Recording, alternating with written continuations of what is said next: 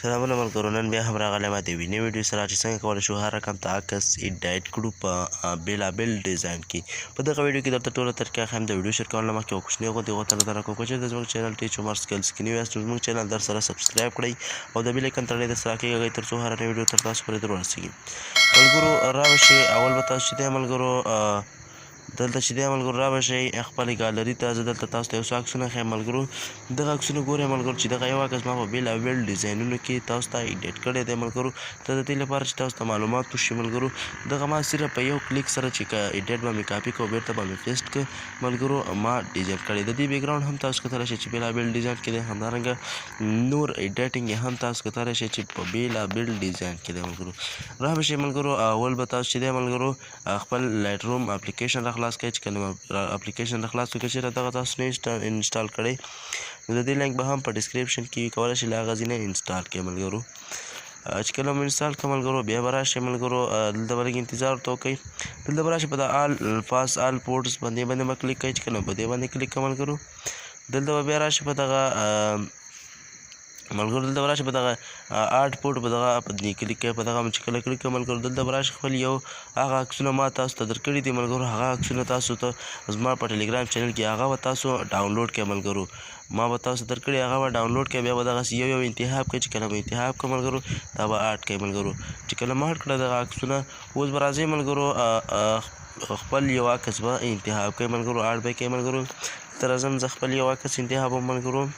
دلته به لږ انتظار ورته وکړئ ملګرو.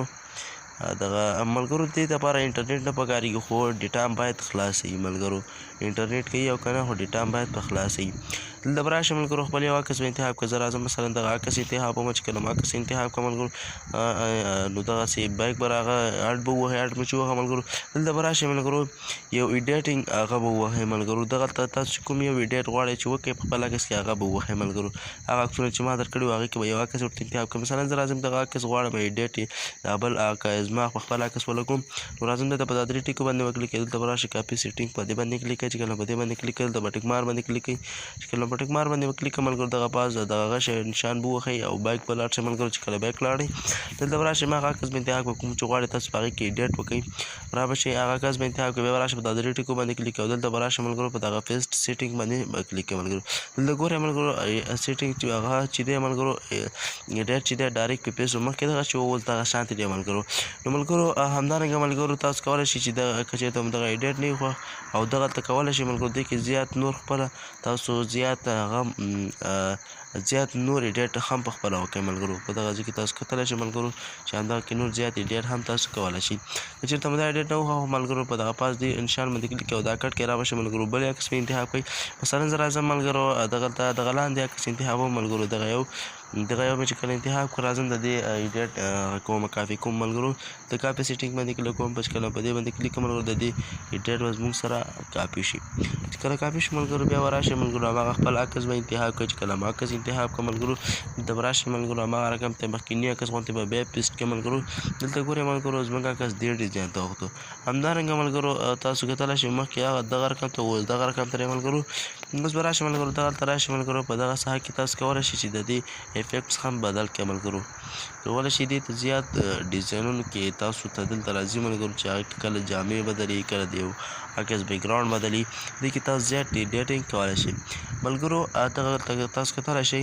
او همدارنګه ملګرو زموږ په ټلیګرام چینل کې به انشاءالله هره ورځ تاسو ته د دې ایډیټینګ بېلابېل عکسونه تاسو ته اپلوډ کېږي او هغه تاسو ډاونلوډوئ او په دغه طریقې ایډیټ ترېنه کاپي کوئ او دې ته یې پیسټ کوئ ملګرو. همدارنګه ملګرو تاسو اوس څنګه کولی شئ دغه سیف کړو ملګرو. رابشئ په دغه شیر نشان باندې به کلیک کړئ. دلته به راشئ په دا سیو ډیوایس ټو ډیوایس باندې به کلیک کړئ. دلته دغه لږ لوډینګ خوري ملګرو، دغه ته به لږ صبر کړئ یو 3 ثانیې یا 2 ثانیې. بیا په اوکې کلیک کړئ. چې کله په اوکې باندې کلیک کړئ، تاسو عکس به ګالرۍ ته ښکته شي ملګرو. نو دغه وه ملګرو زموږ د نننۍ ویډیو که چېرته مو ویډیو خوښ شوې نو زموږ د یوټیوب چینل در سره سبسکرایب کړئ او د بیل ایکن تڼۍ در سره کېږئ تر څو هره نوې ویډیو تاسو پورې در رسېږي. نور په لاس باندې د خدای په امان.